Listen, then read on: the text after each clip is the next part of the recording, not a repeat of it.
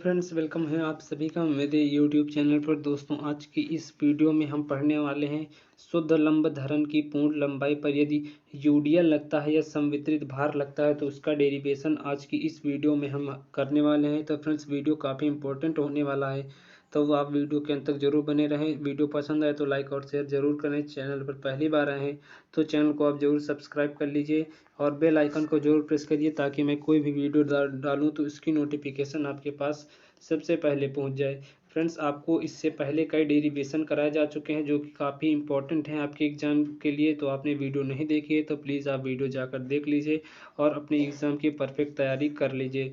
आपको पीडीएफ और नोट्स चाहिए तो आप मेरे टेलीग्राम चैनल को ज्वाइन करिए, जिसके लिंक मैं आपको नीचे डिस्क्रिप्शन बॉक्स में दे दूंगा। तो आइए फ्रेंड्स, हम यहाँ पर पढ़ते हैं शुद्ध लंब धरण की पूर्ण लंबाई पर यदि डब्ल्यू इकाई प्रति इकाई पर जो हमारा यूडीएल लगता है उसके कारण जो हमारे ढलान और विक्षेप उत्पन्न होते हैं उसका डेरिवेशन हम पढ़ लेते हैं। तो यहाँ पर जैसा कि आपको चित्र में दिखाया गया है कि हमने चित्र में एक एल लंबाई की एक शुद्ध लंब धरण ले ली है जिसकी पूर्ण लंबाई पर एक डब्ल्यू प्रति इकाई लंबाई का संवितरित भार कार्य कर रहा है। फिर यहाँ पर देखिए कह रहा है कि सममित के कारण हम यह कह सकते हैं कि धरण के केंद्र पर, मतलब सी पॉइंट की बात कर रहा है कि धरण के केंद्र पर विक्षेप अधिकतम होगा, यहाँ की बात कर रहा है। और आगे कह रहा है कि ढलान शून्य होगा। जो यहाँ पर आपका देखिए ढलान तो आपका कोई नहीं, एकदम जीरो होगा यहाँ से, क्योंकि यहाँ पर ढलान की कोई बात ही नहीं है। और यहाँ पर जो आपका विक्षेप होगा वो अधिकतम होगा।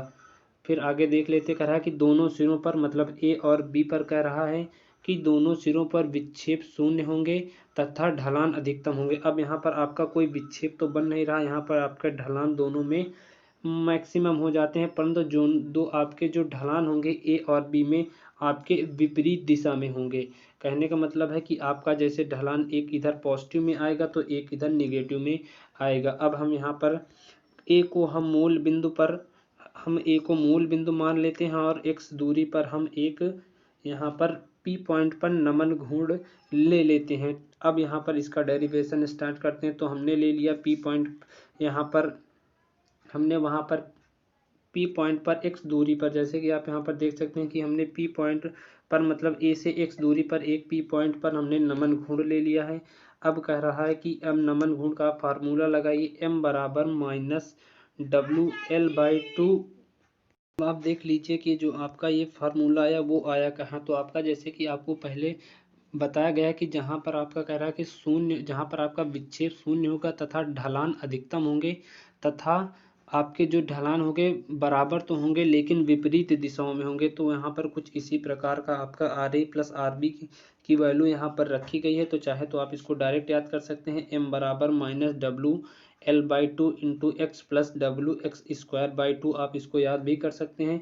तो कोई दिक्कत नहीं, आप डायरेक्ट ही यहाँ से लिख दीजिए। उसके बाद हम क्या कर रहे हैं, यहाँ पर हमने इसका हमको इंट्रीकेशन कर देना है। तो हमने ले लिया एम के, हमको पता है वैल्यू क्या होती है नमन घूर्ण की, E I d square y upon D x square, क्योंकि नमन घूर्ण का जो फार्मूला होता है वही यहाँ पर एम की जगह उसका फार्मूला रख दिया गया है और सेम यहाँ पर उसको इसी प्रकार उतार लिया गया है। अब यहाँ पर हम ये जो हमारा समीकरण बना इतना, इसका हम समाकलन कर देते हैं। तो यहाँ पर समाकलन करने पर क्या होता है आइए जानते हैं। तो यहाँ पर देखिए इसका आपने एक बार समाकलन किया तो आया यहाँ पर ई आई, यहाँ पर आप फिर से देख लीजिए, यहाँ पर हमने इसका समाकलन करना है। तो यहाँ पर ई आई, यहाँ पर D square Y upon D x square था तो इसका हमने एक बार समाकलन किया तो आ गया D Y upon D x.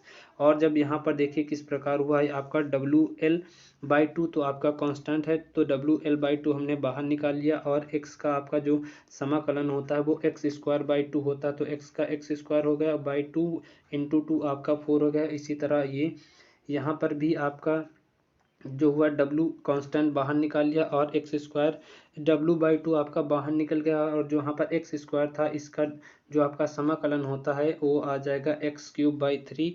तो यहाँ पर 3 इंटू टू 6 हो जाएगा और प्लस C1 हमने एक कांस्टेंट ले लिया। अब यहाँ पर कह रहा है कि चूंकि हमारा x बराबर एल बाई टू है या D Y upon D x equals to 0 है। अब आपका यहाँ पर कह रहा है कि x बराबर एल बाई टू या D Y upon D x equals to 0।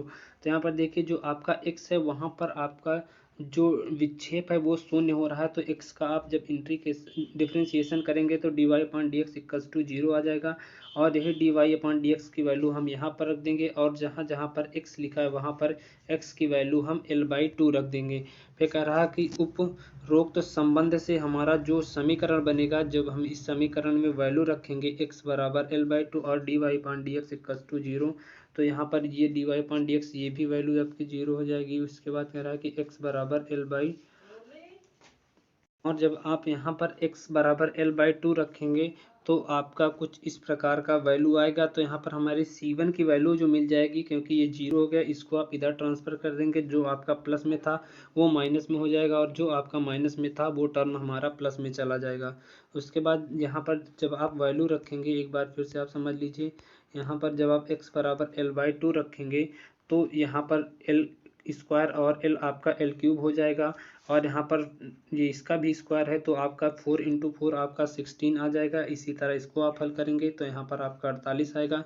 जब आप इन दोनों को सॉल्व करेंगे तो आपके यहाँ पर c1 की वैल्यू आएगी WL³ अपॉन 24। जब आप ये c1 की वैल्यू रखेंगे इस वाले समीकरण में, तो आपका जो समीकरण फ्रेंड्स बनेगा उसको आप समीकरण 1 मान लीजिए। तो यहाँ पर जो हमारा समीकरण दिख रहा है, यहाँ पर हम c1 की वैल्यू WL³/24 हमारा रहा, तो इतना रख देंगे, तो रख दीजिए आप। तो यहाँ पर हमारे समीकरण मिला EI upon D x equals to minus WL/4x² plus WX³ upon 24 plus WL³ upon 24। इसको हमने समीकरण 1 मान लिया। अब समीकरण 1 जो हमारा बना, इसका हम पुनः एक बार समाकलन कर देंगे। तो आप इसका फिर से समाकलन कर दीजिए, तो आपका यहाँ पर आएगा EIY इक्वल्स टू, यहाँ पर आपका आप पूरा इतना कांस्टेंट है तो आप बाहर निकाल लीजिए, तो x² का x³ आपका 3 हो जाएगा, और 4 इंटू 3 आपका यहाँ पर 12 आ जाएगा या 12 आ जाएगा।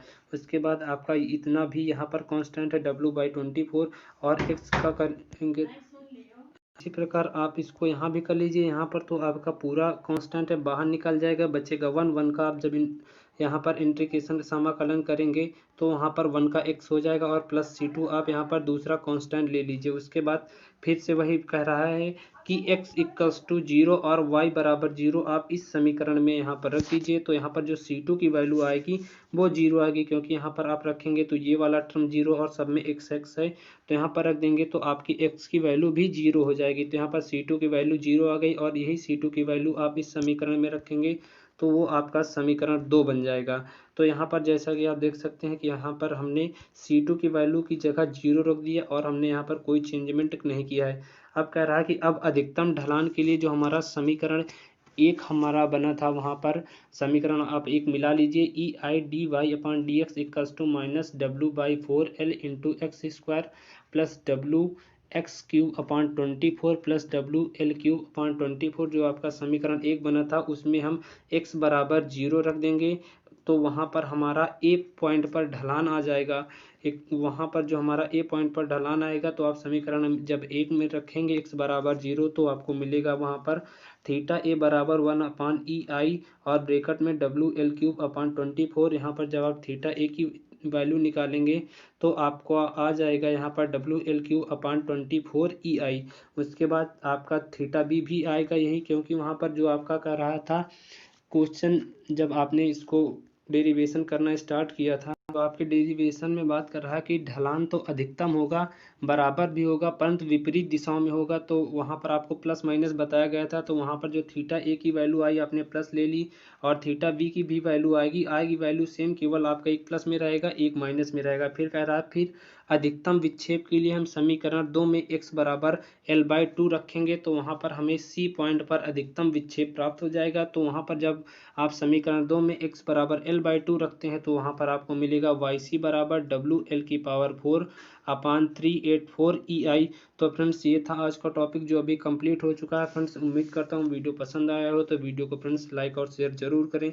चैनल पर पहली बार आए हैं तो चैनल को जरूर सब्सक्राइब कर लीजिए, और PDF और नोट्स के लिए आप मेरे टेलीग्राम चैनल को ज्वाइन करिए, जहाँ पर मैंने आपको बहुत सारी मॉस की जो नोट्स है वो आपको दे दी गई है, और जो बची नोट्स है वो आपको वहाँ पर टाइम पर मिल जाएगी।